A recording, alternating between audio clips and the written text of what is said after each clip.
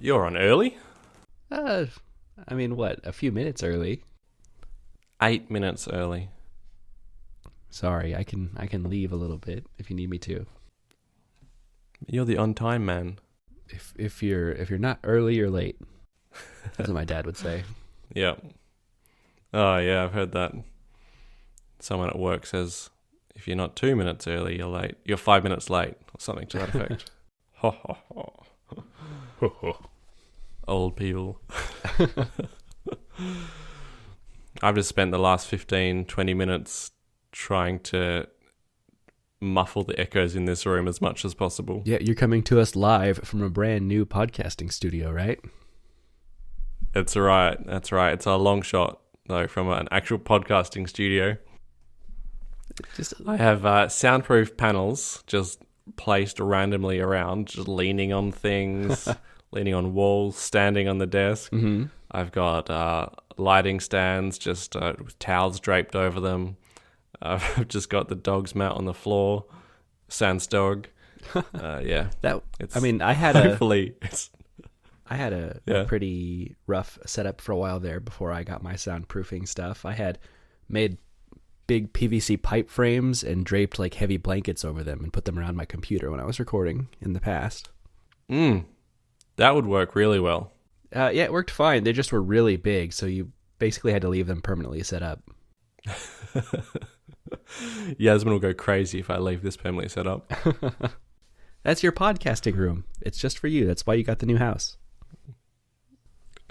She kind of works here also during the week. Oh, does she work from home as well? Yeah, she does. The job she started a couple of months ago is from home. So nice. That's perfect. We both work from home with alternating shifts, so we can share a desk and monitor and everything, and we never overlap. And you never have to worry about childcare expenses that way. That's right. Man. That's a big saver. Yeah. I can't imagine after the last few years of working from home, going back to an office job. Like the convenience of like my morning commute being from my bedroom to my office. I don't think I'd trade that for anything. And then the freedom to get up and... I mean, I did this a lot during the day when I was working in the office. If I got frustrated or just bored with what I was working on, I'd get up and go on a walk around the office, like the block around the office. And I've definitely done that more since going remote, to the extent that I'd probably feel guilty doing it if I was still working in an office. My little like breaks, or you get uninspired at the desk, like have a break and I don't know, just tidy up a room. You can't do that at home. I mean, in the office. I mean, you can tidy up your cubicle, yeah. But that's hardly as worthwhile as actually cleaning up a room and then not having to do it after work. Yeah, I think I'm the same way. I think that it's a procrastination thing. It's like I never feel motivated to like, man, I need to move all the furniture in the living room so I can vacuum and sweep underneath of it and dust everything. That's not something I want to do with my weekends. But if I'm in the middle of the workday and burnt out, I'm all for moving all my furniture and cleaning underneath the couch. Yeah, pretty good. Yeah. So how is the move overall? Well, it took a lot longer and it was a lot harder than the last time I moved house. Well, actually, I was thinking of the time before. Last time I moved, it was just moving units within the same complex. So it was 100% on foot, no truck or other people involved, really. But the time before that, I don't know, I must have just had way less stuff. I didn't have kids the time before that either. Oh, no, I think Johannes was born, but probably You definitely one had or less. Johannes last time you moved because we were already doing the podcast. Yeah, that's right. But I remember being much easier, and like the removalist truck was packed within an hour and then unpacked within an hour, whereas this time it was like a 5-hour process. I don't know why it took so much longer. Probably all the kids' toys. I mean, if you think 5 hours is a long move, I don't know what to tell you. That included travel time.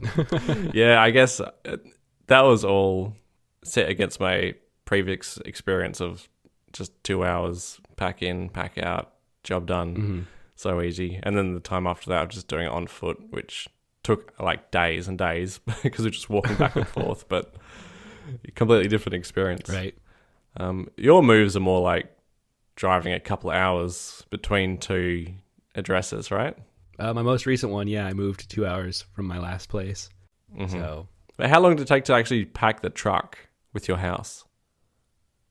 I mean, I think my living arrangements are much larger than yours. We're talking a 5-bedroom house.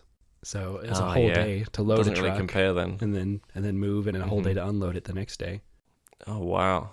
So, Did you hire someone to do it, or did you do it yourself? I have the good fortune of a couple of my closest friends having been professional movers as past jobs. So I just recruit them to help me out. Ah, beauty. And you just pay them in beer or something? Yeah. I try to compensate them a bit, but it's nothing close to the thousands of dollars that I would have to pay a company. Yeah. The not the walking move, but the one before that, which took 2 hours, the removalist asked me for $75 at the end. I was like, what? $75? Sure, here you go. Wow. Yeah. Yep. So. But it was a 10x time multiplier this time.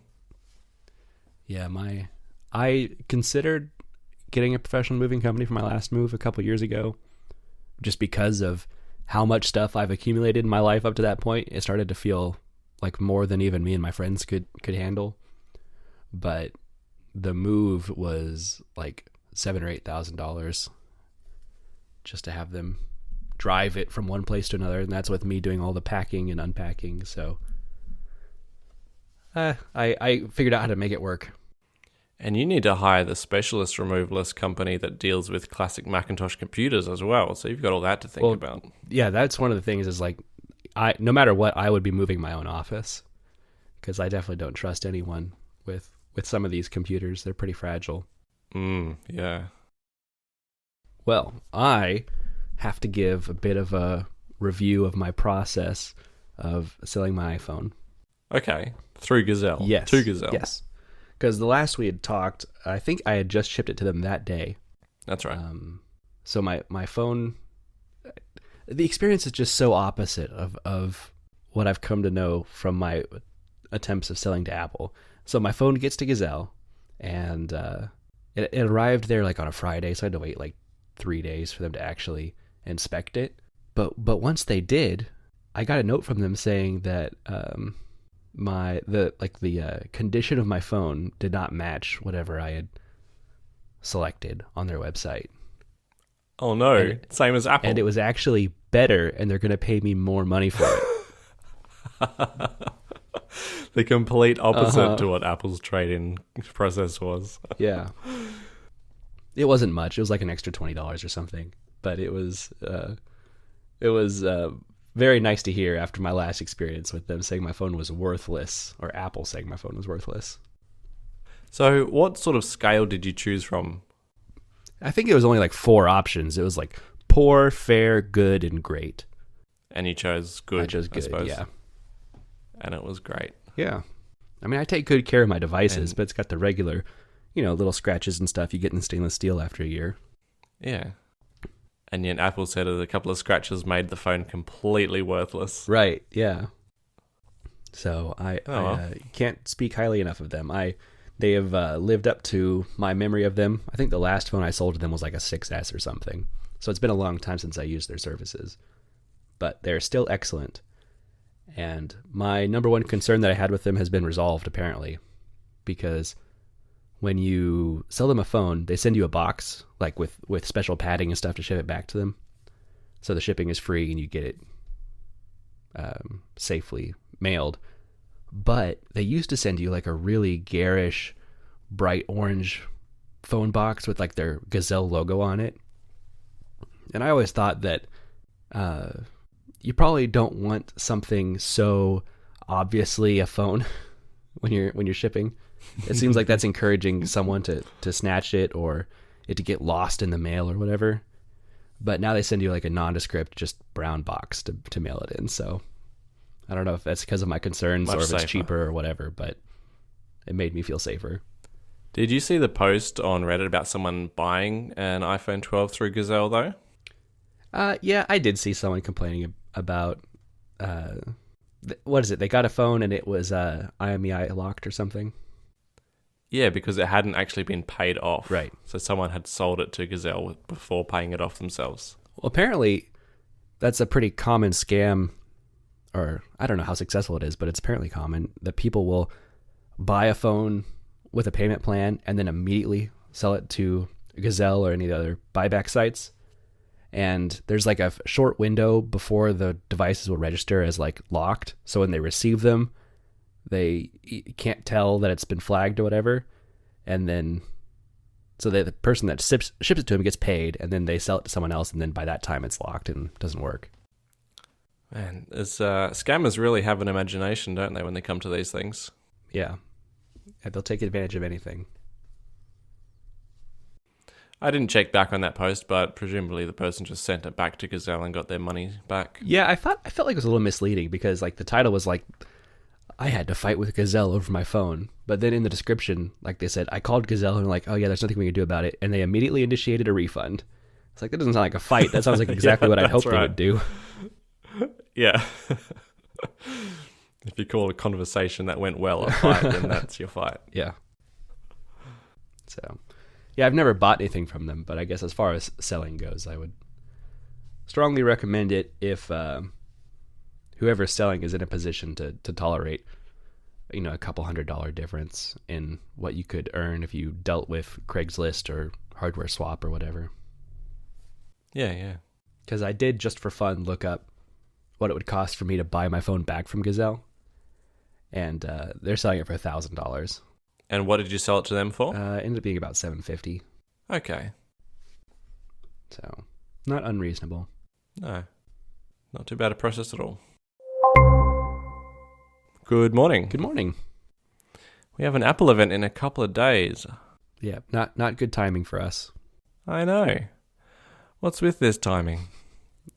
It seems like it's been a rough fall for us. It seems like we've been having to reschedule the show like every few weeks because the Apple events haven't been falling in our favor. And there's only been one event, or do we count WWDC as well? No, you wouldn't count that. Yeah, I don't think that was. It's been far enough ago that I don't count that. There have been other things coming up though. That's true. And with all the moving house at my end, it's yeah, all been a bit topsy-turvy, but you get that. So in, roughly 3 days, kind of, from now, we'll have the Unleashed event from Apple. So we are expecting MacBook Pros and apparently AirPods, non-Pros. Which, I will say, just like service level, if the rumored MacBook Pros are what everyone has been saying they were going to be for the last year, they sound like they're going to be the perfect laptops. I'm worried by that. I'm still more excited about the AirPods. I'm not sure which I'm more excited about because AirPods, new AirPod non-Pros, which has been instant buy for me. The computer, I'm pretty happy with my computer. It wouldn't be an instant buy, but it would also be incredibly tempting to get it. I feel like you have to. I bought the M1 MacBook Pro, so you got to buy this one. Yeah, but do you know how expensive it's going to be? It's going to be so expensive. Call it a work expense or something. I don't know. And I just moved house. Yeah. Okay. Like, it's going to be on the buy list, but probably not like a launch day buy list. Right. Maybe later on. Yep. My issue is that I really, really love my M1 MacBook Pro. And I bet you do. And I can't think of a single feature they could add. Like, I've seen all the rumored features, but all of those combined, if we get every single thing they're talking about, it's still not enough for me to feel like I need to upgrade because my laptop is already so great and so much more than I need. Glad to hear it. Yeah. Do you want to go through the specs again? The rumored specs, at least? Well, actually, I put in the mini prediction game, so we could do that. Okay. And see what we come up with. I know I've been anti-prediction games in the past, but... Mm-hmm. Don't give me that. Okay, so let's start with like just external things, like the form factor of the computer. Okay. I think that it's going to be more squared off. Like it's not going to be as round as the other ones. That seems like it's been a consistent thing Okay. across their design language and Mhm. across rumors recently. It's going to be much more angular design. So similar to an iPad. Yeah, just less tapered on the edges like their laptops have been in the past. I don't think I could disagree with that. Are we going to put this in the note? We certainly can. Should we make a little table? Are you going to keep track of this? I'm starting Okay. to. All right. Okay. And we've got a really interesting last minute leak. A leak is like, Oh, are you talking about the notch? yeah, it's not really a leak because it's from an anonymous Redditor who's never leaked anything before. But their justification made a lot of sense if you believe, which I think you pretty can easily believe, the leaked resolution of the screens. And those are very legitimate because that just came out of the latest Mac OS. There's some screen resolutions that are new. But they're, 74 pixels extra height on top of a standard 16:10 aspect ratio. And the rumor is that extra 74 pixel height is to accommodate a notch. So you can have like a horizontal 74 pixel high dead stripe across the top of the display and still get your full 16:10 content underneath.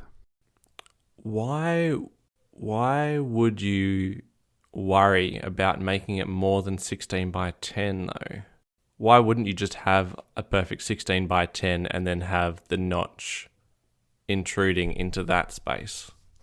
For full screen content? I don't know. Maybe they're going to treat that area as like not really part of the display, because another rumor is that they're going to be mini LED displays. So if they had like a black stripe across the top, the height of the notch, it would be, pretty close to true black. And then maybe you could just put like I don't even know what these are called, all little icons across the top right of your taskbar. Charms? Menu bar icons? Yeah. If those could all live up there in that, like, not actually part of the screen space, I feel like I'm rehashing rumors from before the iPhone 10 came out when everyone was talking about the notch. You're not going to see it because they're going to turn that part of the screen off. When in actuality, Apple's embraced that as kind of a iconic design for them. What if we looked at it from the perspective of why do they need a notch? Because I don't think the bezels are going to be so thin that they can't fit a camera in there. I mean, if you look at the actual notch size on your iPhone, that size of that is perfectly fine to be the bezel the entire way around the MacBook's computer. So they can clearly put a camera in something that size. Sure. And it's not like they need to fit in an optical image sensor shift stabilized camera, I think, in a laptop lid. See, in my mind, if you're going to have a notch, it's because you're adding a bunch more sensors and need the extra space for maybe something like Face ID, which this rumor claims isn't in the notch, and it's just for a webcam and like your True Tone sensor and stuff. But yeah, that was the other part of the rumors, that it comes with the Touch ID login, which is now backlit, and no Face ID. It just seems crazy. Maybe they planned to put Face ID in there and then couldn't get the parts. Oh. And then That's possible. yeah. Or they've got a feature to add next year. So they got the design down and they can add Face ID next year and use the same body or whatever. Yeah, that could be it.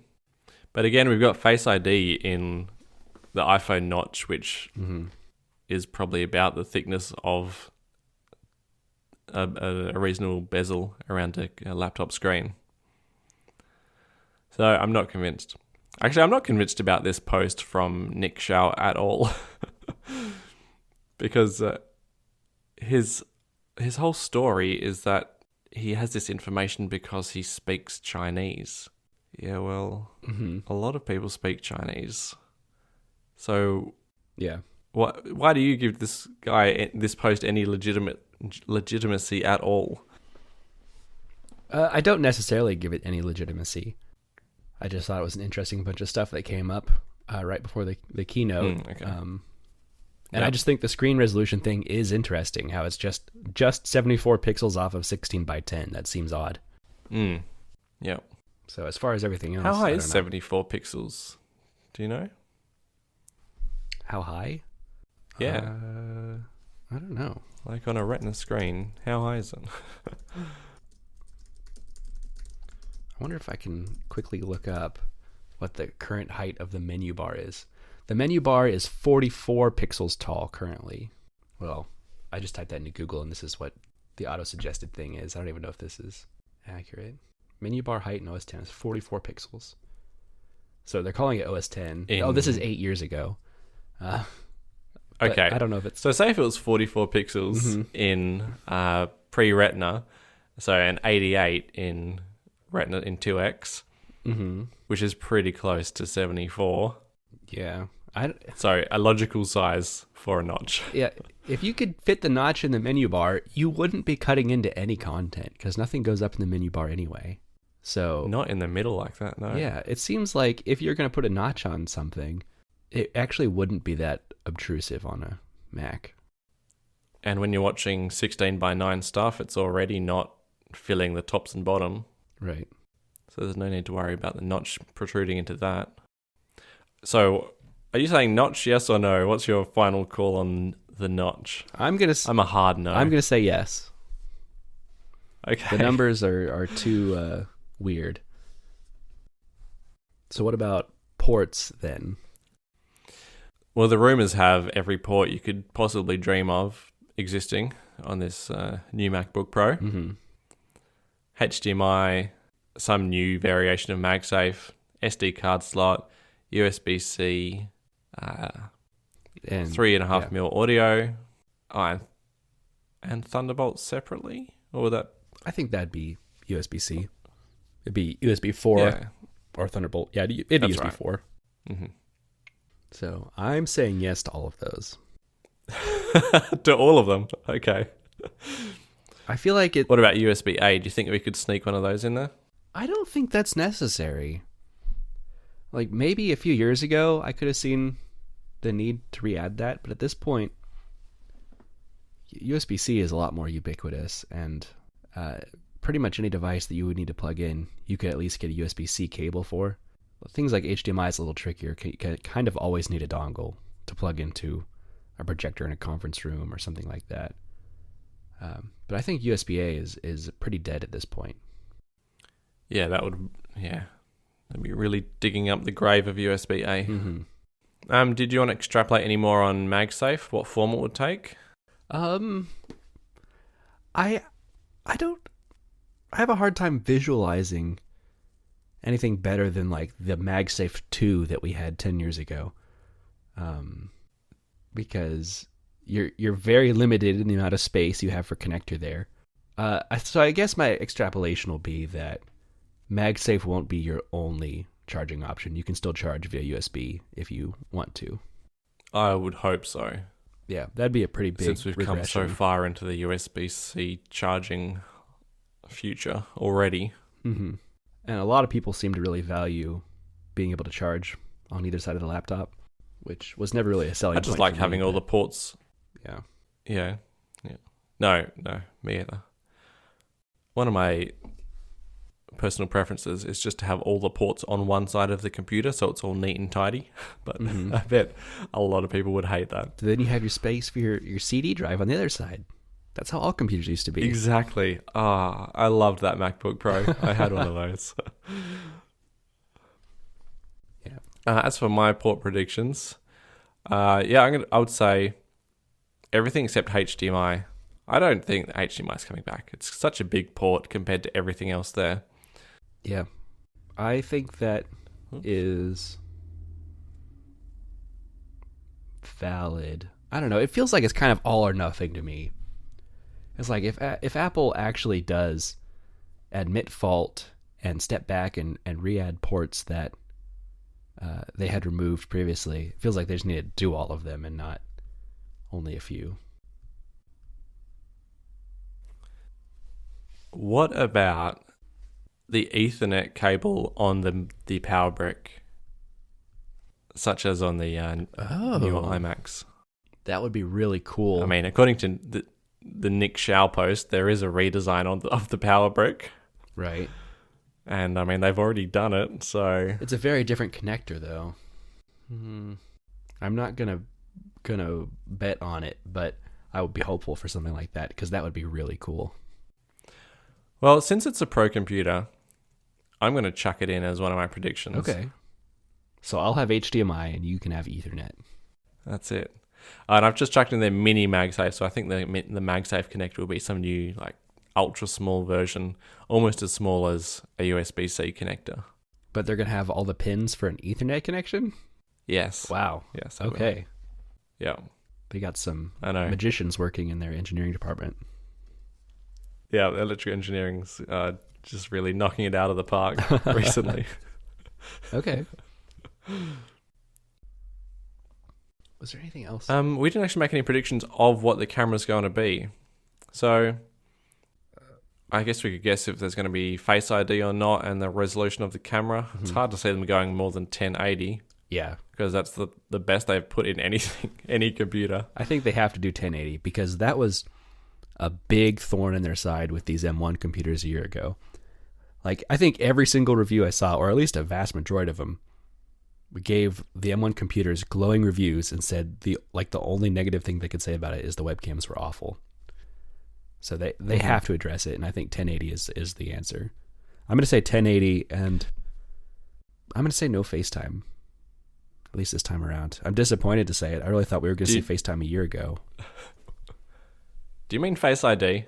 Yes, Face ID. I'm pretty sure that FaceTime will still be there. Okay. Face ID, yeah. I thought we were going to see it a year ago. No Face ID. I thought that was going to be like a tentpole feature of Apple Silicon was the Face ID. But I think they're constrained by just the thickness of a laptop lid, and they're going to have a hard time fitting what they need in there. And it may or may not happen, but I don't think it's going to be on Monday. I'm trying to think back to the teardowns of the iPhones with Face IDs, just on how thick those modules are, but I can't picture them. But like you said, the laptop lids are just so thin. Mm-hmm.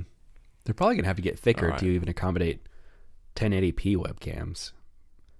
Because I can only imagine that's the reason we've been stuck with 720 for so long. So what you're saying is camera bump. All right, I'm checking that in there for you. Definitely not. Uniformly thicker. Okay. Although, this is another place where like silly designs like that don't feel like they'd be as limiting. Like have a little camera bump on the back of the laptop lid. That's not going to bother anyone. It's not going to make your laptop rock on a desk or anything else. It seems like it would be fine. Just potentially ugly. That's about it, though. Yeah. They put a camera on the back of the laptop lid so people can start holding that up at concerts to record. Oh, amazing. Every grandma's going to have one. I like how old people were the first ones to use iPads as cameras, and then it slowly became kind of acceptable with everyone else. I mean, it's pretty great. I remember when the first iPhone came out, pulling up the camera app and your whole screen becoming a giant viewfinder felt like magic. It felt like you were looking through the phone. And the iPads kind of revived that a bit because they're just these giant viewfinders. You don't have anything else like that on any other device. So I can see the appeal of why people use them. I have to say, my favorite cameras are the ones with like the biggest viewfinders possible. We haven't even mentioned the chip that's going into this laptop. Yeah. Like as far as what's the name going to be? I guess. There's like a minor question if it's going to be the M1 generation or variation, or if they're going to bump it up to like the M2. Mm-hmm. It's easy to say M1X because that's been the nomenclature that people have just been using casually for the last year. But I've never seen a single rumor that's actually corroborated that. That's just what people have been saying. No, but nothing against it. all for it, I think. Mm-hmm. I mean, we do have a pretty good idea of what the idea of these chips are going to be with the Jade C chop and Jade C die schematics that we saw a few months ago. But I'm not sure that actually told us if it was going to be using the M1 cores from the A14 or if it's going to be using the A15 cores. But I've got a prediction. So Jade C die is like the big 32 core version of these alleged chips, and Jade C chop is 32 graphic cores. Yes, right? 32 graphic cores. Jade C chop is like the same CPU but with only 16 GPU cores. Mm-hmm. I haven't heard this prediction yet, so I'm going out on a limb. But I think the Jade C chop, the 16 core GPU version, is going to be the M1X, and the 32 core is going to be the M1Z. Because Apple Okay. does have a history of more graphics cores means we call it the Z. So I don't know if that'll carry over, but I haven't heard anyone guess that yet, so that's my going out on a limb. Okay. Not unthinkable that they do something like that. But when I look at the current M1 MacBooks, MacBook Pros, they simply list the number of graphics cores, like 5 cores or 6 cores. You're right. I haven't named the M1 any different based on that attribute. So I'm going to call it just the M1X is the only option, and then And you just choose your GPU core count. that's it.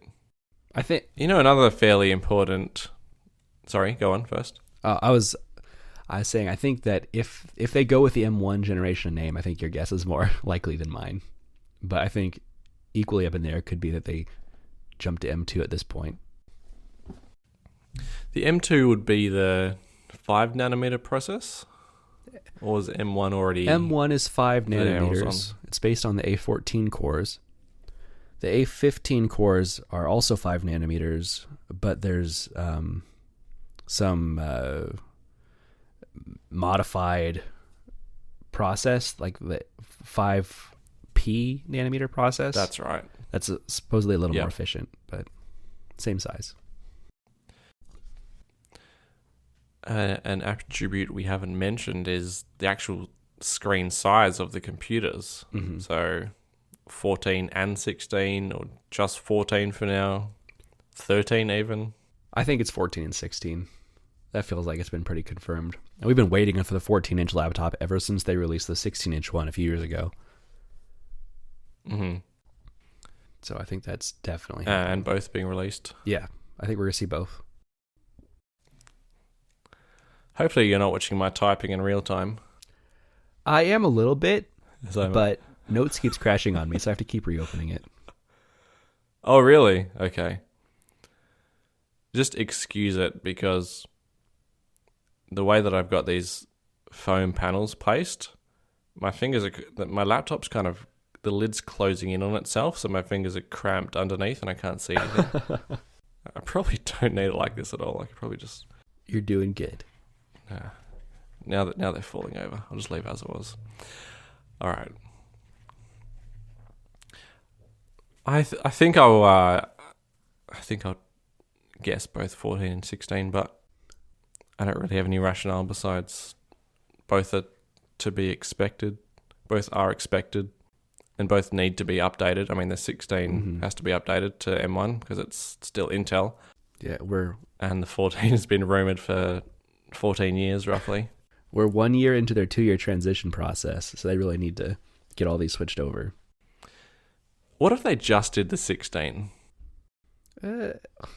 Because the smaller ones are already kind of taken care of. I mean, they're taken care of to the extent that they took the existing laptops and they just put Apple Silicon in them. They didn't redesign them around it.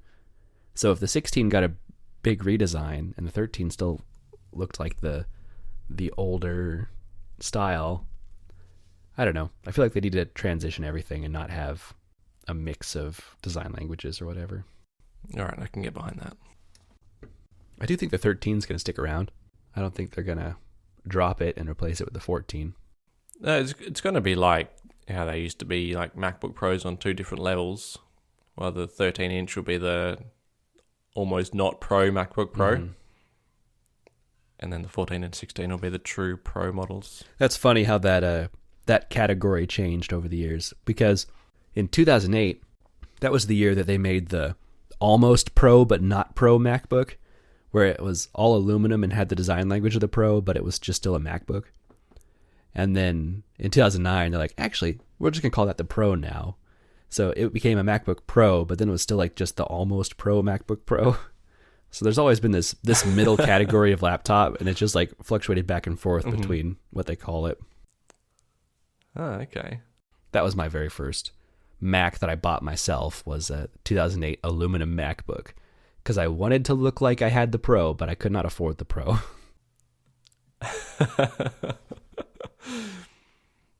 The first one I bought with my own cold hard cash was the black MacBook. Ooh, those are sleek. Yeah, it was really nice. It must have been around 2008 as well. Yeah, they had the black MacBooks right around that time as well, yeah. Yeah, that's right. It was horrendously slow. That would have had a 2 or 2.4 gigahertz Core 2 Duo processor with up to 4 gigs of RAM in it, James. That wasn't slow. That was speedy. For those days. It was for me. Anyway. What about the touch bar? What are we thinking? Gone? Dead as a doorknob? I think it is. I'm disappointed, but I think it has to be. Everyone seems to agree that it's not good, and all the rumors seem to agree that it's going away, but I sure like it. The biggest telling factor is that Apple hasn't done anything on it right for ever since releasing it. The only thing they've done is they've made it smaller. Like, it's gotten shorter year over year as they've brought back keys and stuff. Oh, shorter in that direction. Yeah. Sorry, I thought you were saying like shorter, thinner. No. Vertically? Yeah, I know what you mean. The escape key, and the escape key came back. ID Yeah, and they split out Touch ID, so it wasn't part of the Touch Bar anymore, and so it's gotten quite a bit smaller, actually. Yeah, the writing was on the wall. Mm-hmm. Is on the wall. All right, go on for both of those.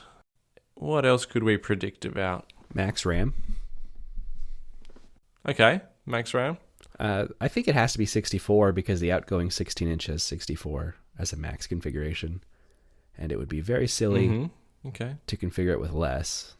But I could also see them saying, like, well, it's unified, so you don't need as much anymore. But I'm hoping they keep it at 64.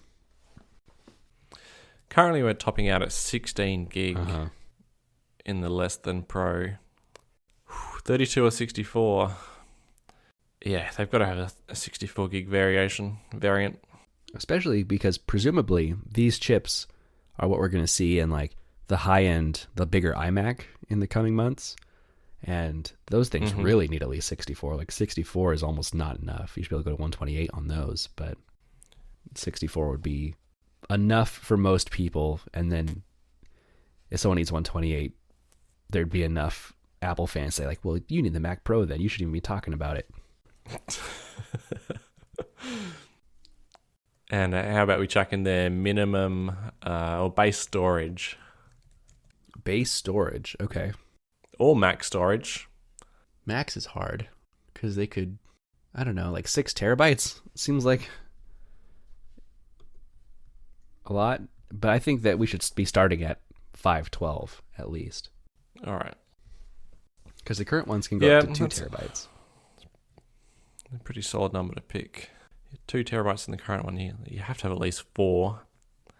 Yeah, I would easily say 4 terabytes would be the absolute max. You're thinking 6 though? Just yeah. What's the current max configuration? I thought it was 6. I feel like they have it to at least match whatever they're doing now, so people don't call it a downgrade. Let's see, what's the max you can get? 8 terabytes. Ooh. And a laptop. That's crazy. Oh, are you serious? 8 terabytes is a max. That's great. Yeah.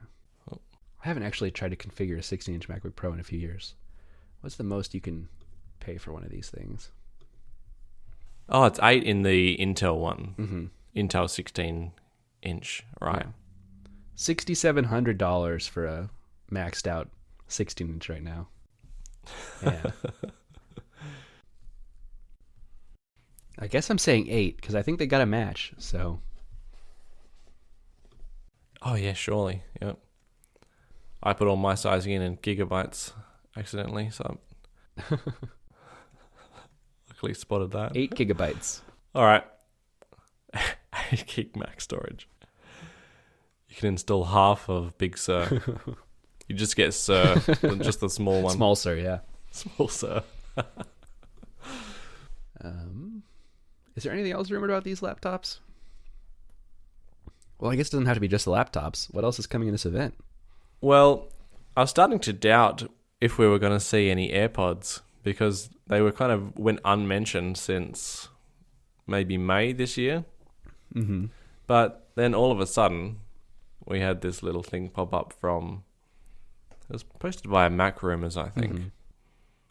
Coming via some supply chain investor. Wedbush, never heard of these guys. Who say that they're ready to ship, ready to go. And corroborated on Weibo by Panda is Bald. So all extremely reputable sources claiming that we will actually get AirPods. Well, I can say at the event. Apparently, look at this top comment on Mac Rumors. These are the same people the same analysts that predicted the MacBook Pros were coming at WWDC. So don't have a great track record. Okay. What's that site where you can look at all the rumors, the analysts? Apple Track? Or rumor mongers? Apple Tracker. Yeah. We should stick Dan Ives or Wedbush into there. Appletrack.org. Let's see. Okay. Can you... Oh, man. They're very user hostile, apparently, on this website. I just clicked on their leaderboard, and it brought up a full-page ad. Oh, nice. Okay. Let's see. Wedbush. There's not like a search that I can find. Wedbush is a 71% yeah, there is top accuracy. right. There's So that's not terrible. They're in 12th place in terms of all the ranked leakers. They're only 2 below Ming-Chi Kuo, who I would consider reliable. So I'd say that they're not bad. And Panda is Bald? Panda. I don't see him on the list. Or them on the list. Hmm. So they're not in the top... Oh, just a minute. I apparently changed pages here. Panda. Nope, not here. So they're not in the top 20. Yeah, I'm not getting hits for Panda is Bald either. Yep. So. All right. So one semi-sketchy and one totally sketchy source saying that we're getting AirPods on Tuesday. I mean, they're kind of like AirTags at this point where they have to come any day now. We've been waiting on them for so long. And surely they're not just sitting around waiting to be released because this is, I mean, the what do you call it? The market for wireless earbuds is hot. Like you can't just sit on something for a year and a half. Right. Because all the competitors are releasing things at the same time, although I haven't seen too many recently. Actually, we do have other events coming up this week as well, though, for Google. I think Samsung and Google. Yeah. You can't just sit on them for years and years. You have to keep releasing. And the current AirPods design, 2016? That was the original design. 2017. They've been 2017. Been an update since then, which has added, Hey Siri, and they what else did it they add? moved from the W1 to the H1 chip, which I don't actually know what that accompanied besides Yo Siri. Maybe better battery. That's a long time. Yeah, maybe. It got better battery on microphone use because of the chip, I believe, and because of the Siri thing. Yeah. But to sit on that same design for just so long with barely any update, it's like, I mean, the AirPods kind of kicked off the whole wireless earbud revolution. I mean, it'd be throwing away a lead. They at least added other categories of AirPods. So instead of updating the design, they just made Pro and Max. None as popular. Yeah. Yeah, but I mean, when you're just walking down the street, 9 times out of 10, people are wearing the regular AirPods. Yeah. And I am. just because I don't want rubber tipped. So until they update the base AirPods, I'm stuck with the old design, and I look like a poor person. That's your primary concern, isn't it? My primary concern now is that my AirPods are getting old and the batteries aren't lasting very long. So I really need to upgrade. Mm-hmm. But no. And I tried the AirPod Pros and just couldn't get them working for me. The fit, unfittable. Would never consider the Maxes because I often wear them while lying on one ear. So if we don't hear about them on Tuesday, I'll have to buy an ancient pair of AirPods, basically. I don't know what I'd do if we don't hear anything. I might give Pros a run because I haven't actually bought them and tried them yet. But I just know from experience I don't usually like rubber tip headphones. I think I'd look at Beats or something crazy like that. That is crazy. Headphones from another company. Well, Beats is barely another company, but yeah. Yeah, good point. Beats or another company. How about that? But nothing's going to offer me the seamless, except maybe Beats, the seamless like switching between devices experience that I've come to enjoy quite a bit. And I don't want over-ear headphones, and I think Beats only makes over-ear or like the rubber tipped in-ear ones. I can't think of any other company that has something like the AirPods where it's just the plastic tips that rest in your ears without penetrating them. None of those like the Samsung ones, like the Beans, like they barely penetrate you. It's really just the tip. Yeah, but I'm not going to wear Samsung headphones and try to use it with my iPhone. You never know. I do know. I'm sure it would work. You just wouldn't. It'd be like going back to Bluetooth after all these years. Yeah. Well, the AirPods are Bluetooth. Just with nice like handshake, though. A bit of polish. You can still tell it's Bluetooth because every now and then it just doesn't work. And you're like, oh yeah, that's right. This is Bluetooth. But I don't have to go into the Bluetooth menu and manually connect and disconnect things. And if you draw the line, you don't have to do that. Though. If you draw the line at going into the Wi-Fi app and connecting to your hotspot on an iPad, I draw the line at having to select earbuds in my Bluetooth menu. You don't have to go into the Bluetooth menu though. You can just go into the AirPlay menu to choose a Bluetooth device. As long as it's already paired. But if I want to switch devices, I have to unpair them from the current device and then pair them to the new device I want to listen on. Yeah, I don't know about all that. Yeah, it's not worth it. So you're clearly hoping for AirPods without penetration, ear penetration. Yeah. And I'll say they're coming. I think they're coming. I don't know if they're going to be announced at the event though. It seems like it's just not worth mentioning because the Apple Silicon is going to be such a big deal.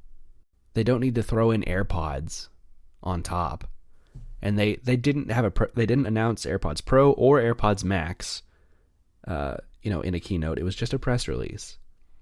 So I don't know why third generation base AirPods would need an announcement. It would be a fairly minimalist event just to announce two computers. What do you do? Two computers and then all the updates about how well they're doing, which they don't really do anymore. Maybe there's more. Maybe they're going to announce an M1X Mac Mini or the big iMac or anything else.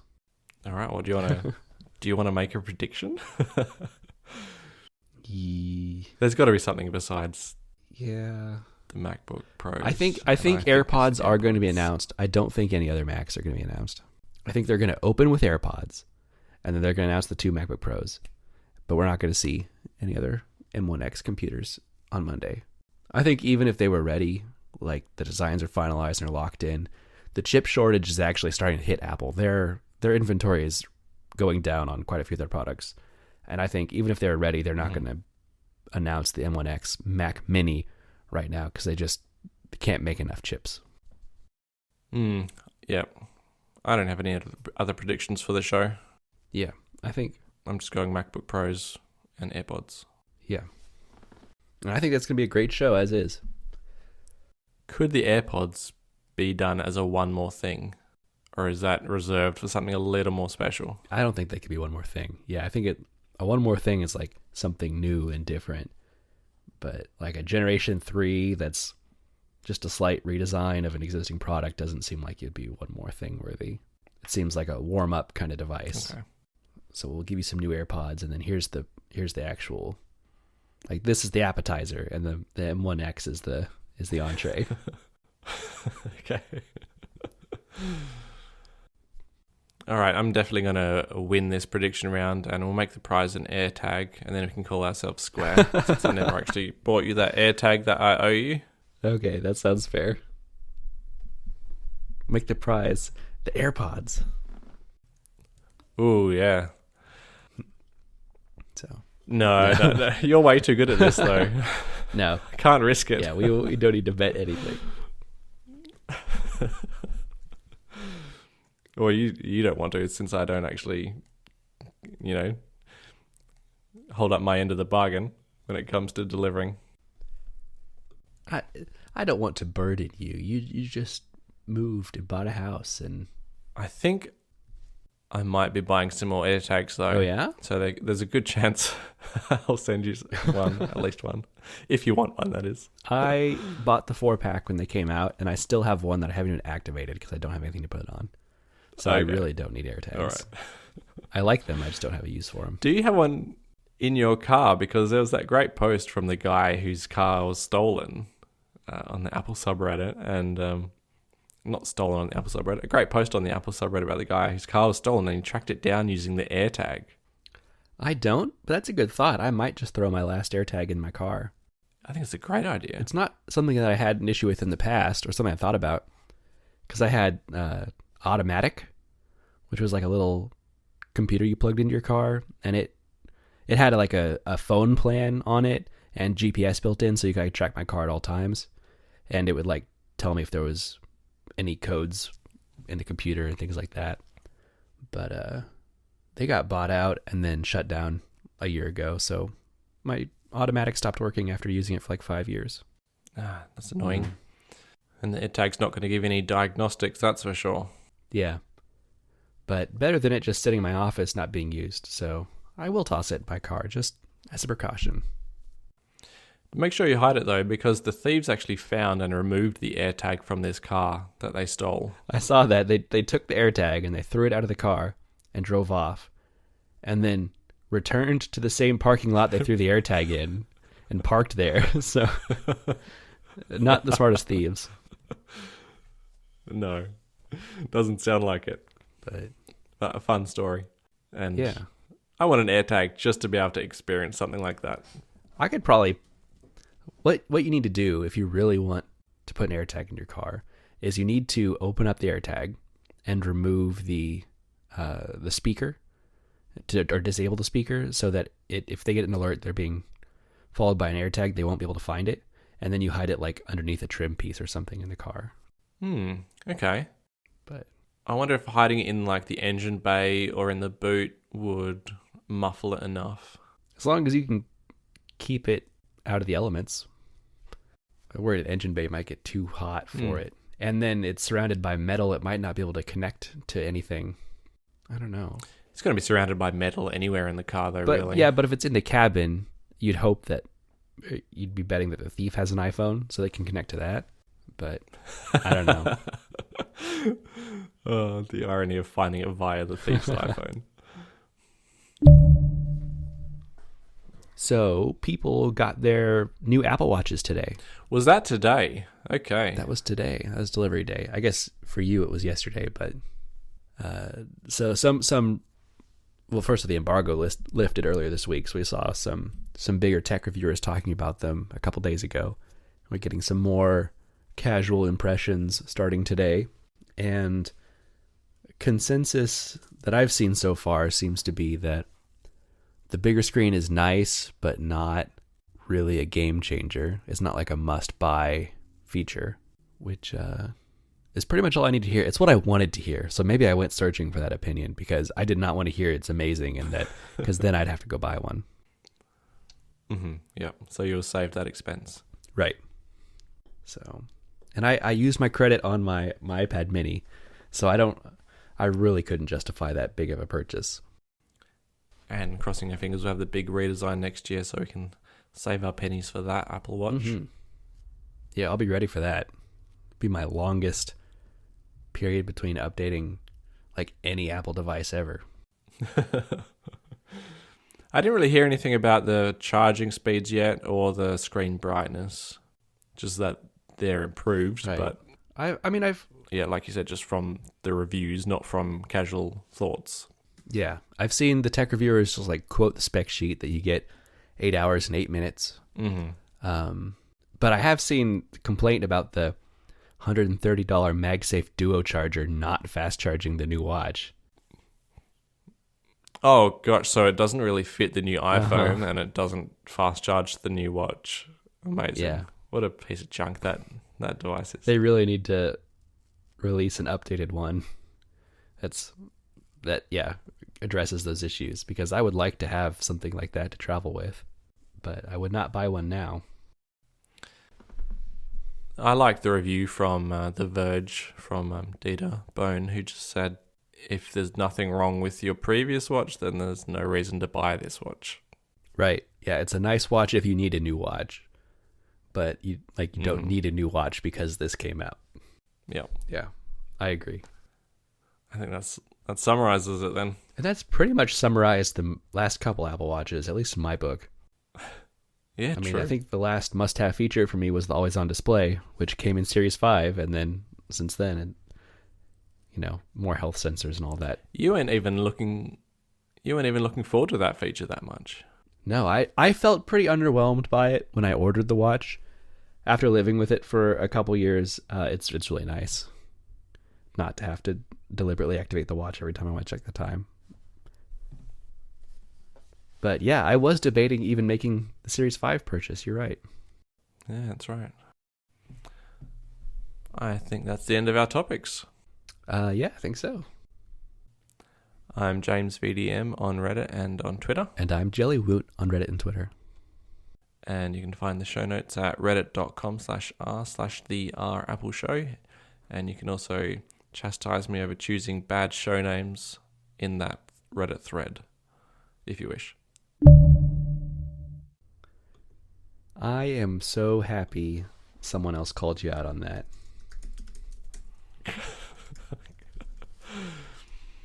I was out of my rhythm, We'd moved the show a day and I was packing the house up. You can't use that excuse. The real answer is that you only ever use my quotes as the show titles. You don't quote yourself. Do I? Well, majority of the time, I'd say like 95% of the time. I've actually wondered this before and never gone to check who I'm quoting. So you're saying that I always use your quotes? Yeah, let's go back. We can do this easy. Most recent one, The Worst Days. That was me. The one before that is just the September event. How Far in Fries is my website. Email is an enigma is something I said. Nudes and offline storage. Yeah. I think we both said that, so that could go either way. Feeling a bit hustled. Okay. That was me. I remember that. Dinky was you. waveforms. That was me. That was me. Was it? No, that was me. I was talking about making tweaks in Audacity, and I said that my waveforms were dinky. Ah, okay. Hard reset on the shoes. That's my wireless Nike shoes. Then WWDC. But did you say that? Okay. You know what? That could have been either of us. No, that was me, because I was talking about having to repair my shoes with a new phone when I get it, and I had to do a hard reset on them in order to pair them with a new phone. Mode is fine. I don't remember the context of that one. Audio only fans. I don't know who that one was either. We're getting too far back. Now I can't remember who said these things. But there's at least a recent trend with like the last dozen episodes that have been me. Huh, okay. Yeah, look, I can't even go back 3 episodes and remember the context of the title, so... You don't remember our discussions, James? I'm at least glad that I'm not being selfish and just picking something that I say, or I find myself so amusing that I just pick quotes from myself all the time. There's That's really the only thing I'm worried about. We go back far enough. I think like once we get to the credit card neutrality, I think that was you. modern units. I think that was you making fun of American measurements. No. A Tale of Two series must have been me, because I found that very funny. That was a unique exception because that was not a quote from the show. That's something that you came up with as a clever show title. Okay, that's why I remember it. $350 for one Doge. That was you. That's when you got your dog. So there was a little stint there where it was you, but then it's been me for the last while. So, well, I've already chosen the show title for this show as you were speaking. Oh yeah. I don't know. Look, I don't even remember who said this. Small Sur. That was who me. said that? Well, I think we. Well. No, I said it. Come on. I must have You said said you can't even install Big Sur. You just get the Sur. And I said Small Sur. Small Sur. That's right. You got it again. Man, God, your memory, James, it's really going. That's what I get for doing a podcast with an old man. Pretty bad. I'll have to remember to make fun of you once you hit mid-30s. If we're going to be doing the podcast for another 6 years or so, I'm all for it. All right. I wanted to ask you about HomeKit doorbells because I moved into a house and it's got no doorbell. Oh, okay. But I would like my HomePod to ring. I would like some video happening. Yeah, it's nice. And if it doubles as a security camera, I don't know if that's a thing, but It does. we've talked about it in the past. I couldn't remember, what did you buy? Was it the Logitech one? No, I am who you have to thank for the existence of the Logitech Circle View doorbell because Okay. I waited years for a HomeKit doorbell, gave up and bought a Nest one, and then the next week Logitech announced a HomeKit doorbell. So I'm using it. So do you know if... I'm using a Nest doorbell, and then I have a Starling hub that's like this third party that intercepts the signal and fakes it as a HomeKit thing so it shows up. But it's not an official solution. I think if you want HomeKit, the Logitech one is the only real option. Yeah. There's a couple other companies that are making Really? like premium HomeKit doorbells that are like hundreds of dollars, and they like are meant for apartments. They're weird. But Logitech seems to be the way to go. I've heard good things about their Circle View cameras. I haven't really heard anything about their doorbell specifically, but I will say having a HomeKit doorbell is nice. It's nice that your HomePods ring. I think with an actual HomeKit one, you can even have it like announce who is at the door. I know with mine it's possible, but it's like a really hacky thing where I've got to like set an automation for every person, and I think with an actual HomeKit one, it just works. That would be amazing. Okay. So that's really the only option. Currently. Although I will say that the Starling hub that lets you use Nest devices on HomeKit has been flawless. Like besides the weird workarounds for some of the automations, because I've got Nest home security cameras that I've had for a long, long time before HomeKit was even a thing, and they all show up great. I get notifications through my home app just like you would expect them to. They work with automations. There's just a couple weird workarounds, but overall, it's not been spotty. So if you do end up with Nest stuff, it is possible to make it work well. What form does that take? It's a little tiny box that just plugs into your network, like in your Ethernet switch or whatever. Okay. So just like a typical sort of home hub that you get? Yeah, just like a Hue hub or anything else. So Okay. it does run the risk of one day Google deciding they don't want to let that happen and they can just, brick it. So yeah, I'd certainly go with the Logitech one if I was doing it today, because Logitech, you get the benefit of HomeKit secure video too, where it encrypts everything locally and it stores in your iCloud account, and you don't have to pay extra because I pay Google to actually store the history of the camera for like a week. Yeah, okay. But yeah, I'd go the official HomeKit way if I was doing it again. Yeah, definitely my preference. Doesn't really look like the Logitech one's even available in Australia though, so I don't know, it might end up hacking something together. That's because it's illegal for you guys to install your own doorbells. You got to have a professional do everything.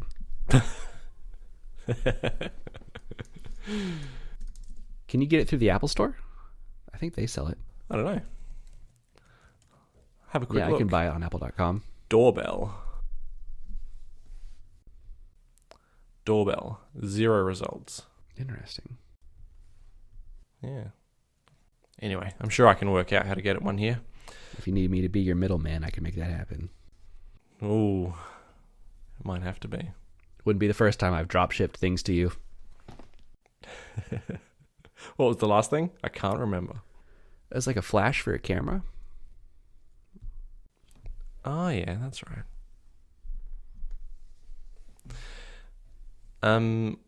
You want to talk about buying a car in the 21st century? I do. Because I shared my struggles of buying my car with you a couple years ago. Do you remember that? Mm-hmm. That was buying your Ford? Uh-huh. The podcast episode was titled, We Can Do Those Numbers. Really? How the hell do you remember this stuff? Come on. Because they're all my quotes. Anyway. So that was a quote from the car salesperson, I suppose. Yeah, because like a high level, like I had a really crappy dealership that I like went in and haggled with and walked out of like 4 or 5 times, and eventually got like a text message saying, okay, we can do your numbers. And then I took their offer to a different dealership and got like a nicer, newer car with less miles with their offer at that dealership. Mm-hmm. Yep. Anyway, it was really bad. I hated the process. It was my first time actually ever buying a car through a dealership and not just like I used one on Craigslist. And I was really not happy with the process. And I just bought a car yesterday, and I did it. I did it the 21st century way using Carvana. And I went online and picked the car I wanted, and in 2 days, a truck is going to come and drop off my new car and take my old car away. It's going to be that easy, not having talked to a single person. That sounds utterly ridiculous. Which part? What is all of it? Is the car brand new? You can only do that with a brand new car, buying it sight unseen. It's a used car, but it's only got 10,000 miles on it. It's a Honda Civic. But still, nice car. Mm-hmm. Very nice. Fairly reliable, long-lasting car with only 10,000 miles on it. I agree. Skeptical about the whole thing. Mm-hmm. It's scary to buy something sight unseen like that, especially something that expensive. They've got a handful of warranties on it. So every car you buy has a 7-day, like 100% satisfaction on it. If you don't like it, they'll either refund you and pick it up and take it away, or you can swap it in for a different car in their inventory. That's the first 7 days. So do they just send you like a box and some shrink wrap? No, they send a truck out and pick it up. Like a postage paid label, and they actually have to the local post office. So this is news to me as of a few months ago. They have car vending machines, and I'd seen them in Japan. No, in the U.S. I'd seen them in their commercials, and I thought it was just like an advertising thing. It's like, oh, it's so easy. It's like buying it from a vending machine. That's what I thought it was. But they literally have giant, like 10-story tall towers of cars, and you can go up to a vending machine. There's one like 45 minutes from me, and if you buy a car, you just go up there and you enter your credentials, and it just literally vends the car out to you, and you can return cars that way too. What? Yeah. Wow. Completely contactless, no hassle. So anyway, there's a 7-day guarantee. I also paid for, it also has like a 90-day warranty on it, that if anything goes wrong, they'll either fix it or replace it in the first 90 days. And then I bought an extended like 90,000 mile warranty as well through them. Well, that'll cover you right, forever. Yeah. So as far as peace of mind goes, I'm pretty set. But still scary buying a car that way. But the way the market is right now, so this is cool. This car that I went through such a headache to get a few years ago, and have since put 30,000 miles on since I bought it. Carvana is buying it from me for $5,000 more than I bought it new. You bought it brand new. So, yeah, I bought... and they're paying more than the new price. Yeah, it was new to me. I bought it used. I put 30,000 miles on it, and they're paying me $5,000 more than I bought it for 3 or 4 years ago. Is that because you're an excellent bargainer and you really made the numbers work, or did the numbers, whatever the quote was? We could do those numbers. No, that's just the state of the car market right now, because the chip shortage is really affecting automotive manufacturers as well. So the price of used cars and everything is just skyrocketing right now. And somehow my car is worth so much more. It almost feels like it's something I had to take advantage of. Because when else am I ever going to be able to sell a car for that much more than I bought it for after putting 30,000 miles on it? Yeah, unheard of. Yeah. So I'm. Is that why you're doing it, or do you actually need a new car? I don't need a new car necessarily. It would be a downside. Yes, it's definitely a smaller car. It's a lot more fuel efficient though, which I'm starting to do more driving. So the fuel efficiency is nice because I'm going from like getting 16 or 17 miles to the gallon to getting over 30 miles to the gallon. So it's a big win in fuel efficiency. It's also a cheaper car. So my car payments are going way down as a result of doing this. So I don't know how long I'm going to keep it or what makes sense in a few years for me. But in the short term, I'm saving money and I'm by doing this. So I just jumped on it because it seemed like I had to. The most important thing is what does it have wireless CarPlay or wired CarPlay? This is the worst part, James. Or no CarPlay. It doesn't have CarPlay? No. It doesn't have CarPlay. So that's going to be one of the first things I have to do when I get this car is put a new radio in it. Okay. At least you're going to do that. Yeah, I couldn't go without CarPlay. It's I've gone from a pampered life to one that's going to be a little harder because my Flex that I'm selling was like, it was the highest trim level you could get. So it had all the premium features. It parked itself. It had a heated steering wheel. It had, CarPlay and cooled seats, and it was fancy. And then this Civic I'm getting is like a very base model Civic. So it's got a key. I haven't had to use a key to start a car in years. It's got a radio, but it's like just buttons. There's not really a screen to it or anything else.